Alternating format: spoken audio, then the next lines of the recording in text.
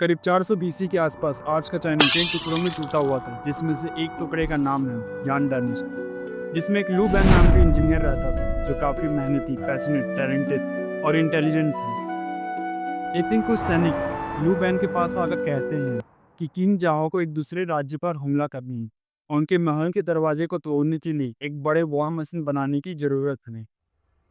जब लू बैन ये बात सुनता है तो वो कुछ देर तक सोचता है और फिर वो यही काम करने से मना कर देता है,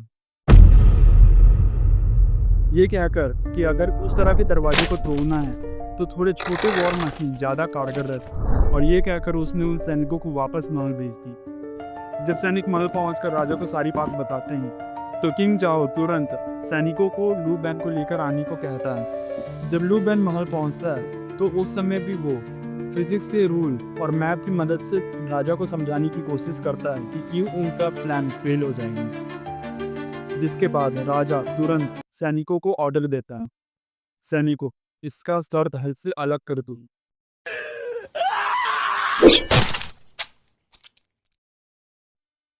किंग जाओ को इस बात से दिक्कत नहीं था कि लू बैन एक इंजीनियर होने के नाते सही और प्रैक्टिकल एडवाइस दें, बल्कि किंग जाओ को इस बात से दिक्कत था कि लू बैन भरी सभा में इनकी बेइज्जती कर रहे हैं। एक्चुअल में जब सैनिक लू बैन का मत पूरी भरी सभा में सभी के सामने रखते हैं तो किंग जाओ को ऐसा लगता है जैसे उसके ऑर्डर को रिजेक्ट कर दिया और लू बैन अपने आप को राजा से ज़्यादा सुप्रीम दिखाओ। और ये चीज़ किंग जाओ बर्दाश्त नहीं कर पाता है और इसीलिए उसने सैनिकों इसका शर्त हल से अलग कर दो। क्या होता अगर लू बैन चुपचाप राजा की बात मान लेता है? क्या होता अगर वो प्रैक्टिकल नाम पर राजा के ऑर्डर को सबसे ऊपर रखता है? और जवाब तो सभी को पता है, और यही है law number 1, never outshine your master. कभी भी अपने ऊंचे ओहदे के लोग, माँ बाप, बड़े भाई बहन, टीचर या बॉस से ज़्यादा इंटेलिजेंट ना दिखें, क्योंकि ऐसा करना आपकी सेहत के लिए हानिकारक हो सकता है। आप भले वो आपका लू बैन जैसा हाल ना करें, पर फिर भी आपको इसका खामियाजा भुगतना पड़ेगा। भले किसी चीज़ के बारे में आप सामने वाले से ज़्यादा जानते हैं, बट अगर सामने वाला आपसे उम्र में बड़ा है, देन उस चीज़ के बारे में सामने वाले को समझाकर अपनी समझदारी दिखाना समझदारी नहीं बल्कि बेवकूफ़ी। और ये बात अपने समय की सबसे महान वैज्ञानिक गैलीलियो गैलीली काफ़ी अच्छे से समझते थे, और इसीलिए वो साइंस जैसे प्रैक्टिकल सब्जेक्ट में महारत हासिल करने के बावजूद काफ़ी अजीब सी और अनप्रैक्टिकल बातें किया करते। 16वीं सदी में इटली के महान एस्ट्रोनॉमर और मैथमेटिशियन गैलीलियो गैलीली को एक अजीब सी परिस्थिति में पाते हैं। असल में पहले वो साइंस के ऊपर कुछ ज़्यादा ही फोकस थी, और इसी फोकस से उन्होंने ये साबित किया कि अर्थ सन के चारों ओर चक्कर लगाते हैं, और साथ ही उस समय के टेलीस्कोप की ताकत को पहले से कई गुना बढ़ाया। पर इससे उनके इलाके के चर्च से उनकी दुश्मनी हो गई, और उन्हें चर्च से धमकी दिया गई कि अगर उन्होंने इस तरह की खोजें करना बंद नहीं की हो तो उन्हें, जिस वजह से गैलीलियो को अब पेट्रॉन्स की जरूरत महसूस हुई। पेट्रॉन्स ऐसे लोगों को कहा जाता है जो काफी ज्यादा रईस और ताकतवर होते हैं, साथ ही वो आर्टिस्ट, साइंटिस्ट को इनके दुश्मनों से बचा कर रखते हैं, और साथ ही ये उनसे सम्मान और वफादारी मांगते हैं। और इसीलिए गैलीलियो ने ड्यूक ऑफ गोंजागा और मिस्टी फैमिली को चुना, और कुछ ही टाइम के बाद उन्होंने एक मिलिट्री कंपास का आविष्कार किया, जिसे उन्होंने ड्यूक ऑफ गोंजागा को दिला एज ए गिफ्ट, और उसको यूज करने के ऊपर किताब लिखकर उन्होंने मिस्टी फैमिली को दिया एज ए गिफ्ट। अब टोनी पेट्रॉन गैलीलियो से काफी खुश थी, और गैलीलियो भी अब अपनी निजी जिंदगी के लिए बच्चों को सुरक्षित तरीके से पढ़ा पा रहा था। पर प्रॉब्लम ये था कि ये सब सिर्फ और सिर्फ गिफ्ट थी जो पेट्रॉन्स को कुछ समय के लिए खुश रखता। पर जिस दिन गैलीलियो ने उन्हें गिफ्ट देना बंद कर दिया, उस दिन वो पेट्रॉन भी उन्हें सुरक्षा देना बंद कर दी।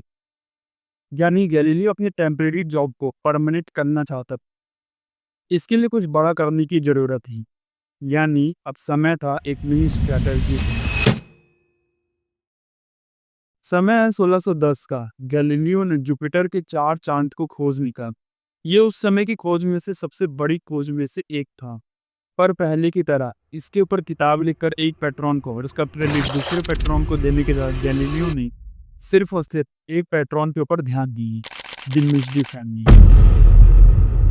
और मिस्डी फैमिली को चुनने का एक ही वजह था, जो था उनकी ताकत।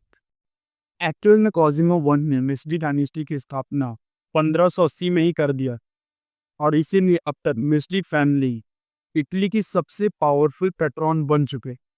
गैलीलियो ने जुपिटर को माइटीएस्ट ऑफ ऑल गॉड का दर्जा दिया, और जुपिटर के चार चांद की खोज को कॉस्मिक इवेंट से कनेक्ट कर ये बात पूरे इटली में फैला दिया कि भगवान ने जुपिटर के ये चार चांद गैलीलियो के टेलीस्कोप में ठीक उसी टाइम पर गिफ्ट किए जब कॉजिमो टू का राज्य अभिषेक हो रहा था। और उन्होंने ये तक कहा कि जुपिटर के ये चार चांद कॉजिमो टू और उनके तीन भाइयों को दिखाता है, जो मिस्टी डायनेस्टी के संस्थापक यानी कॉजिमो वन यानी जुपिटर का चक्कर लग। नतीजा, कॉजिमो टू ने गैलीलियो को अपने परमानेंट नौकरी दे दी, और उसकी सैलरी अब तक किसी भी और साइंटिस्ट और आर्टिस्ट से सबसे ज्यादा थी। और साथ ही सुरक्षा के भीख मांगने के दिन अब खत्म हुए।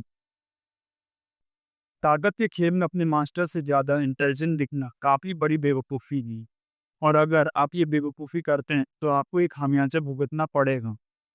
इससे जगह पर आप उन्हें हकीकत से ज़्यादा सुप्रीम दिखेंगे, क्योंकि उन्हें लॉजिकल और प्रैक्टिकल बातों से फ़र्क नहीं पड़ता। फ़र्क पड़ता है कि खुद के मान से, खुद के अभिमान से।